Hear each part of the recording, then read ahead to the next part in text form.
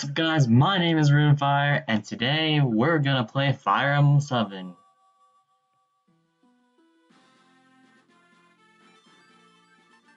Alright, so we got our racing data first. You know, Fire Emblem 7, that one game with the people, and yeah, this is not gonna be a story-based playthrough. So if you're looking for a story, you're in the wrong place.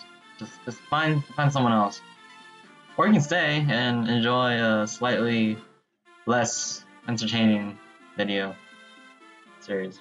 So we're gonna play hard mode. I've been thinking for like about a year about how I'm going to approach this.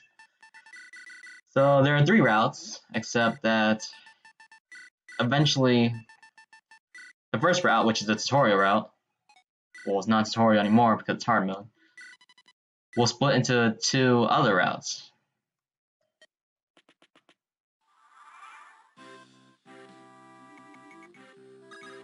And I was thinking that when the time comes, we'll be using the same file that we used for this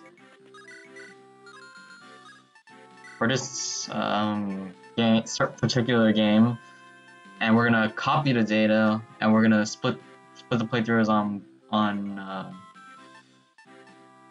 yeah, we're just gonna split the playthroughs. And preferably I think I'm going to alternate between the 2 routes, or actually no, that'd be too hard. I think I'm just going to.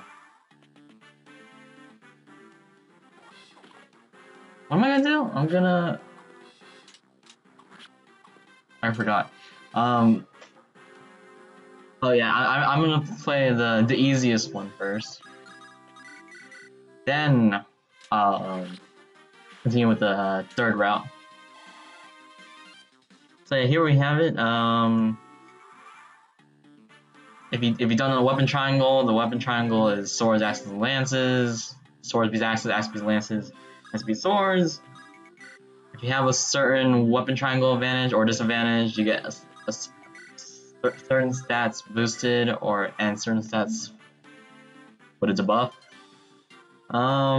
Here we have our first boss, Bad of the Beast. He's actually pretty tough because in the tutorial, and now actually, you get dealt 10 points of damage.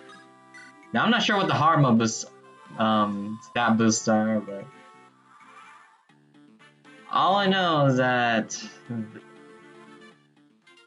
this the first route, which is Lynn's route, as you can see here, is I forgot I lost my train of thought already.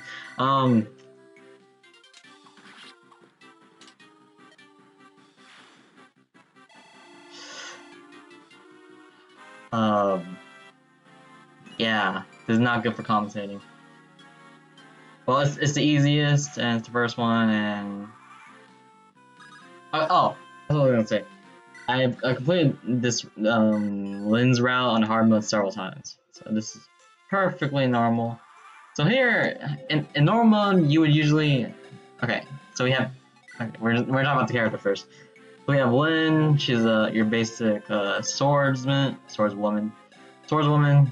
She's an iron sword, 2 vulneraries, which are used for her healing. She's D in swords, which means that she can use swords that are of D rank or lower. This is her stat. Her stat spread is not that good. She isn't that good for the whole game, except that her speed is really good. That's all I have to say. If you're not familiar with Fire Emblem, once your HP hits 0, the unit dies. And we're gonna try our best not to lose any units this run, or any of the other runs. And yeah, so here's our second character, Sane. He's a cavalier. Cavaliers are able to use swords and lances at the same time. In the tutorial mode, or normal mode as it would be normally called, you get an iron sword on Sane, but Sane gets an iron sword, but he doesn't get one here, so that gives him a slight disadvantage. Kent is the second Cavalier and the third unit that we'll be using. He's also able to use swords and lances, except there are stats that he excels in that Sane doesn't, and there are stats that Sane excels in and Kent doesn't. So basically, we're just gonna be attacking this bandit here. It's not gonna be that difficult. We're just gonna be using Link to finish the bandit off. You know, your typical tutorial. It's not that hard. I'm thinking this is gonna be a really easy run. You know. Yeah. None of my friends are like familiar with the Fire Emblem series, so it's kind of disappointing. But seriously, like none of my close friends. I mean, I got a few people to play Fire Emblem Heroes, you know, the mobile game, but well, I don't know if I'm gonna be able to get anyone else to do the same thing. Oh, on another note, we are going to not be using the arena if you're familiar with what an arena is. This entire run, so that may pose some difficult obstacles because I have never not used the arena to like have my units gain a large amount of levels.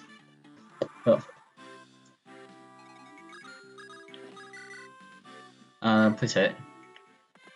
Okay, a 47 hit rate. So hit rate is essentially your random number generator that will calculate the chance that the attack will hit. I'm not sure if this game is single base RNG, but well, it seems like they're hitting it. I don't know what single based RNG is. I keep wanting to say RPG because I'm so used to saying the word RPG. Because well, I like RPGs. So we're gonna can't finish this guy off. We're just gonna try to like, have all our units gain levels. Actually, we're gonna have to.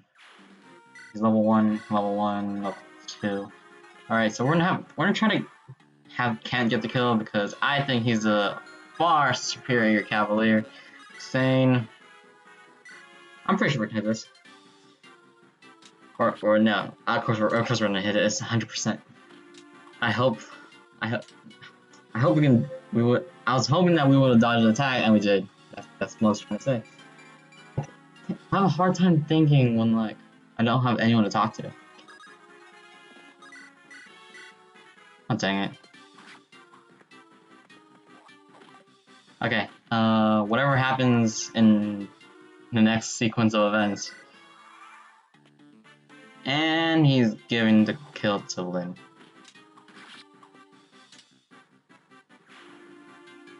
Great start. Great start.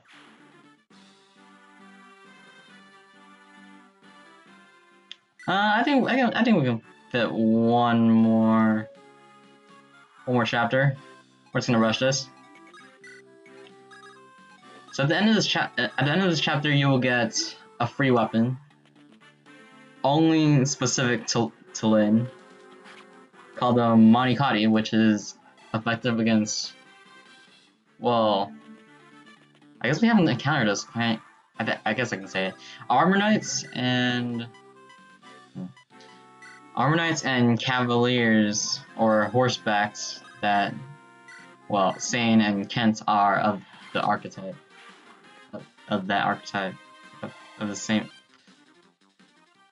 I can't think.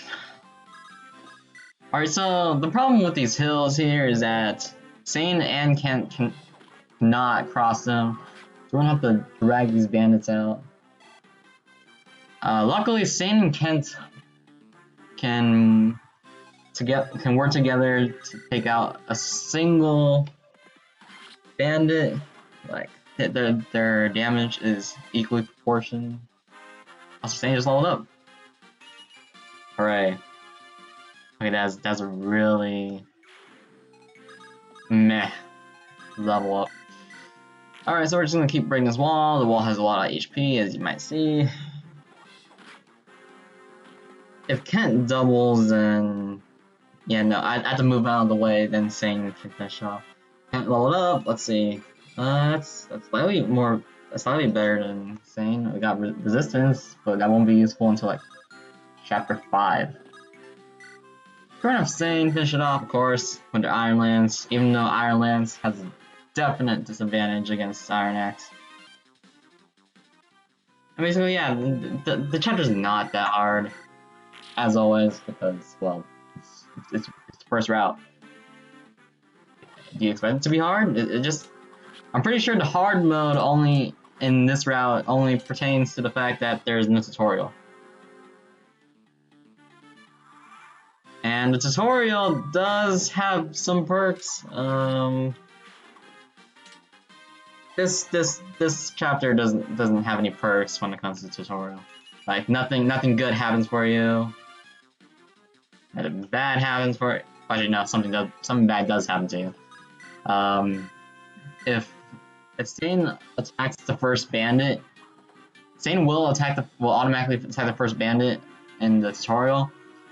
He will miss every single time, and he will take damage, which is really bad. And then the tutorial proceeds to give you, well, yeah, proceeds to teach you how to use vulneraries and how to trade items. It's not that useful. Well, trading's useful, not the fact that we have to waste a vulnerary.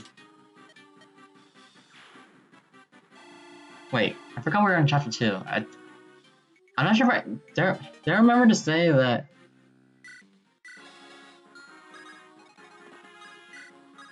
Okay, I was the bandit I was talking about was the bandit from the first chapter, so the chapter we just did.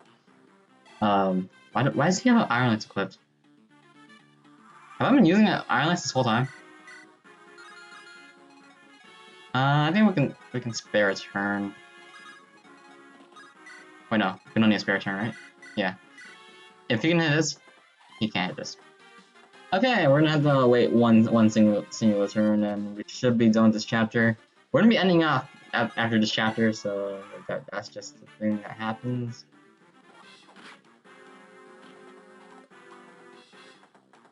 Okay, if I miss this next attack, then I'm just gonna seize and finish it off. I just want all the free XP. Okay.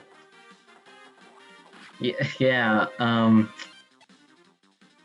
How many hits did Sane just miss? Like, a lot. There you have it, the Manicotti. It's overpowered.